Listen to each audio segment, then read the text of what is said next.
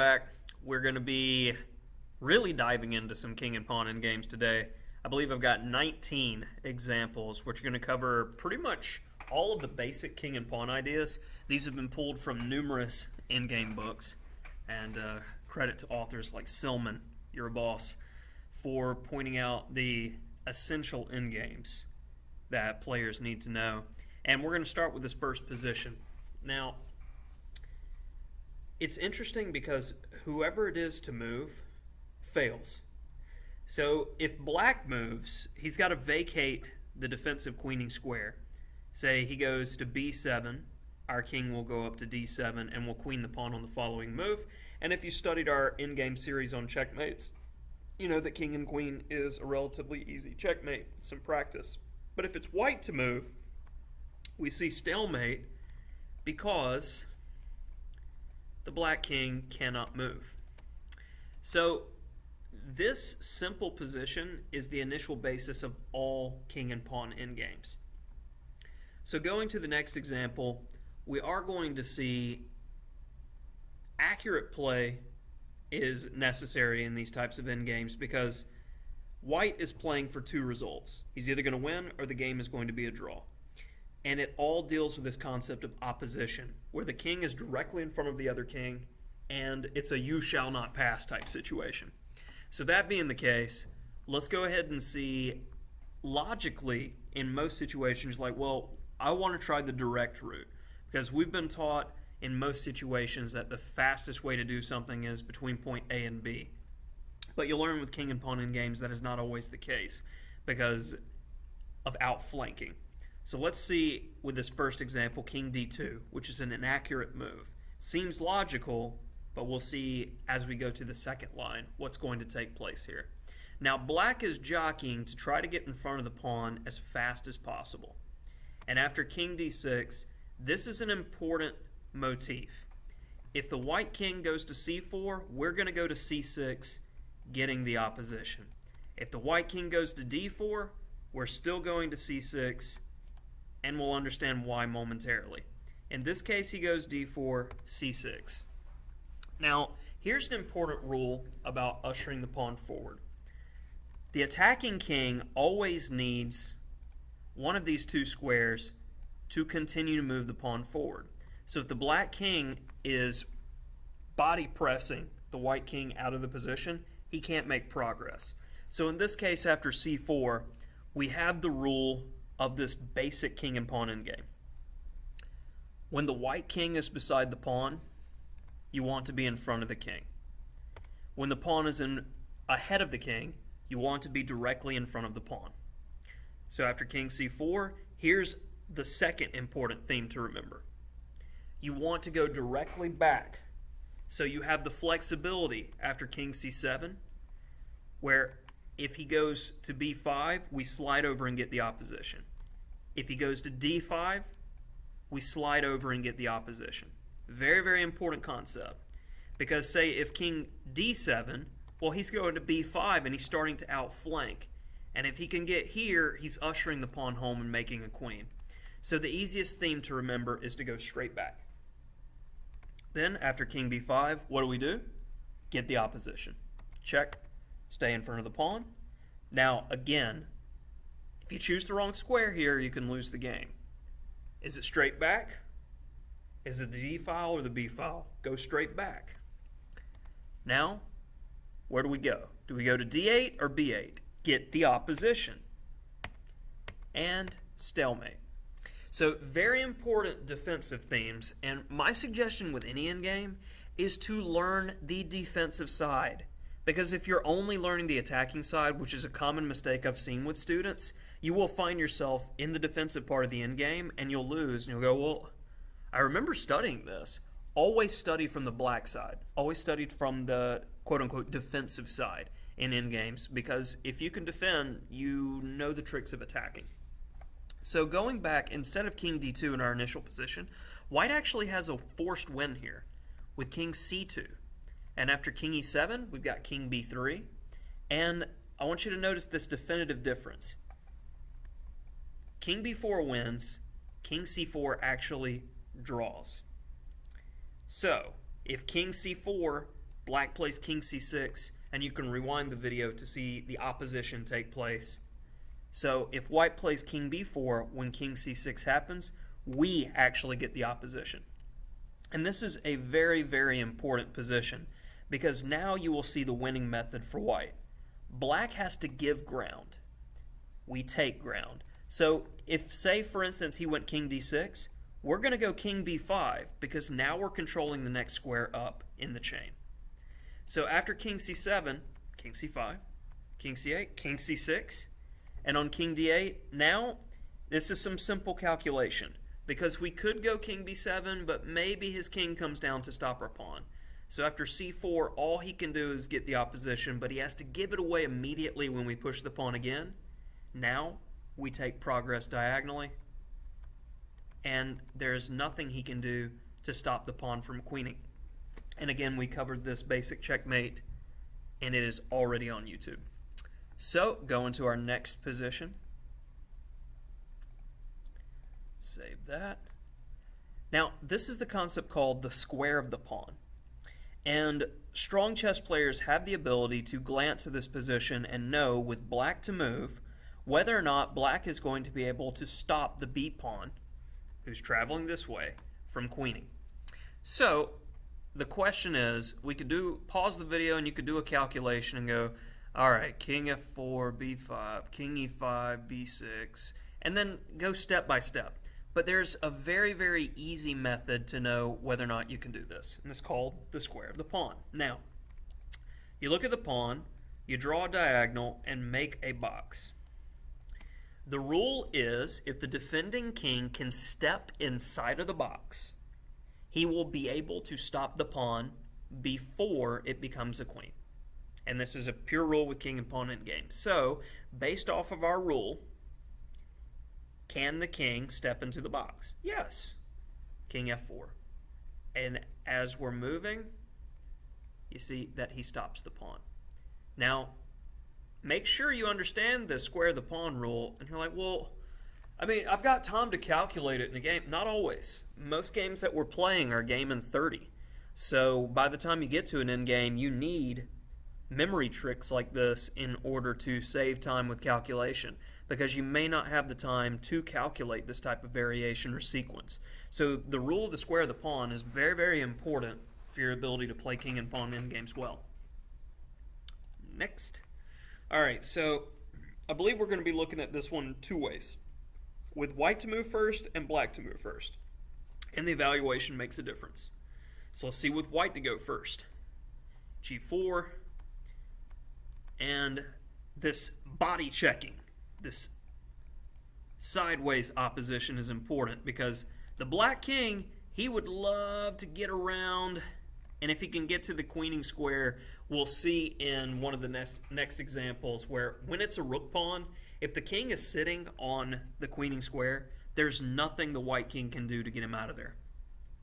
So once this happens, we're like, nope, you are not getting over there, and he's trying to go around, and he just doesn't have enough time, and we make our queen. So very, very important to understand that when you are on the defensive side of this, you want to get your king to the corner square.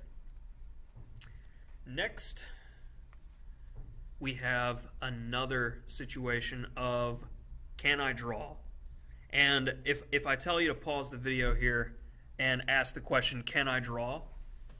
Your answer should be, whose move is it? Because it does make a difference, because right now someone has the opposition, and we'll say in this case it is white to move. So answer the question. If white moves, is this a win for white or is it a draw? And if it is white to move, it is actually a draw. If it is black to move, it is a win because white will make progress going diagonally up one way or another. So let's see it. King d3, opposition. And we go back to our rules before. Where do we go? Do we go diagonally or do we go straight back? Straight back. Opposition, in front of the pawn, straight back. Opposition, in front of the pawn, straight back. And now he's trying to trick us. When they do this, get straight in front of the pawn. Straight back. In front of the pawn, straight back. And he can try to trick us all we want. It's only when they step beside the pawn we get the opposition, and you get your draw. Okay? Remember this. This is very, very important to practice because I've seen too many players under the rating of 1800 get to this position, they know it's drawn, but they only have a few seconds left on the clock and they end up losing. So practice it. Now we have black to move in this situation. And with that extra move, let's see if he's able to get to the corner. And you will be able to see that white can make absolutely no progress. So after king f8, let's say if h4, right here, there is literally nothing that can be done to force the black king out. So say if the white king tries to come around, well, I'll go after the pawn. You're going to have to defend it, otherwise it's going to be a draw straight back. And we're just going to go in these circles until eventually you push the pawn and get stalemated. So the other way, instead of h4 here, is if king h7, we're going to keep him against the wall because he's in the path of the pawn and he's going to stalemate himself. So in this case, I'm going to go straight up because if you go down, I'm going to run to the corner like last time. All right, so you're pushing the pawn, and again, you're going to have to go straight down, which will allow me to get into the corner, or you're going to go up. And we have stalemate. So rook and pawn, or not rook and pawn, the king's rook pawn is always difficult to win with. So keep these little rules in mind. Boom. All right, next. We've got another king and pawn versus king win. White to move, and simply king c7. King a8. Now we got to be careful because you push the pawn, it's a draw. Don't mess these up. King b6. Push, push, go away, and after king a7, we are queening. Now keep in mind, if b6 initially, after king a8, you actually make a draw. So don't be too overzealous with pushing the pawn. And it's king a8, not king b8, because after b7, white would win again. And this is a fast way to checkmate. So get over here, scorpion style, and then that's it. All right, next, going right through them. Hopefully you're getting a lot from these. So it's one of those questions when we have an endgame like this. Whose move is it first? It is black's move. And what's going on here? Is this a win for white? White's a pawn up. Now, I would say if white can grab the c3 pawn and get it for free, this would be effortless. But in this case, after king f3, king f1, it looks like we're just repeating. So white decides to jettison a pawn in order to outflank. And here's an important thing. When you're about to lose your last pawn in these situations, you want to place your king to where when white captures the pawn, you're getting the opposition, and we know it's a draw from what we've looked at previously. So, king c4, and now when he takes, we've positioned ourselves to where we have the opposition, and you can go back and see how this one was a draw again from our previous example. Next, ooh, this is a fun one. White to move. Is it a win or is it a draw? It's all dependent upon where we put our king, because it's about boxing out or using that body check to make sure the king's not getting close to the pawn. So for instance, if we use the most direct route, king e7, this isn't going to work for us, because as we saw with the example before with the rook pawn, he's checked against the wall. So instead of king e7, it's actually king e6, king d5, and notice we've kept him away from the pawn for one more move. We've kept him away from making sure we're hemmed against the wall. And now straight forward, and the pawn queens. Next, have a little bit more complexity. Now, we've added a few pawns, but with a simple assessment, we go, all right, 3 pawns on the king side versus 3, 2 pawns versus 1. So it looks like we're going to make a pass pawn using our pawns over here on the queen side. So that's the plan. Most of the time in endgames, the plan comes down to reinforcements. I want more guys, so I'm looking to create a pass pawn. Now in this case, what's our only piece other than the pawn? The king. You must use the king. And now, if we can assure that his king can't get to our pawns, we're in good shape. So, brothered pawns always work well together. As we see, they're covering all these key squares. Now, that's the only entry route. So what do? After king d5, you don't want him to get this entry route, so king d3, very important. Now, opposition, keeping him away from our pawns. So at this point, black decides to play h6. It's like, well, maybe white will move away and allow me to get to his pawns. So you go h4, h5. Say, okay, king c3. Because if you run this way, I'm going to go up and towards your pawn to get it out of the way. King e5. All right. And at this point, black is now going backwards, and we see how white is gaining space in the situation. These pawn moves on the king side are simply to assure that black has no counterplay. Assure no counterplay, and then continue. And after push, this is what's known as, by Silman, fox in the chicken coop, because his king will go here, and we can just run our king over. As he's busy grabbing this pawn, we're just eating everyone up, and we're going to make it look easy. So we queen the pawn. And now, some care is needed that you don't stalemate. I'm going to use all of them just to show you it's not too bad. So he's going into the corner. You got to be careful here because, say, if we use the h-pawn, it could give a situation like this where you go, oh no, if I move my king up, oh, that's a bad example. Yeah, if I move my king up, that's not going to be good.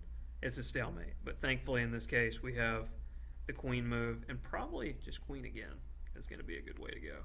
But going back, that wins, but you could make it a little bit hard on yourself. So say f6, and we'll reach the same sort of position. And if we're right here, I can in fact sack a pawn for play in order to get mate that way. So there's a handful of different ways to play these types of situations, but I will say you need to be careful anytime the king's in the corner to not stalemate. So sometimes you have to sacrifice a pawn, but I'm happy to give a pawn to get a queen any day of the week. All right, moving right along. All right, so we have one of the classical themes, a breakthrough. Because right here, it looks like if it is black to move, that the game is completely over because the black king is going to run over here, gobble up all the pawns, as your king is just going to sidestep with him. No, no, no, no, no. B6, exclaim. Because, well, aren't you just giving stuff away? After pawn takes, we want to make a clearance sacrifice here. C6. So when he takes, our pawn is free and clear, and now you're simply going to separate the king from the pawns, take them one by one, or just mate the guy. King and queen checkmate again. Very important. That's why we went over those first.